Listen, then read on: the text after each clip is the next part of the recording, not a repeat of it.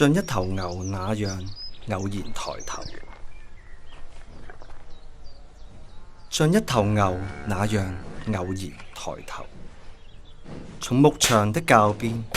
得獎的生態攝影，從屠刀砍過千萬片的落日下，你那樣小心翼翼的偶然抬頭，抬得太高了，你便怕偶然頂穿歷史的天花板，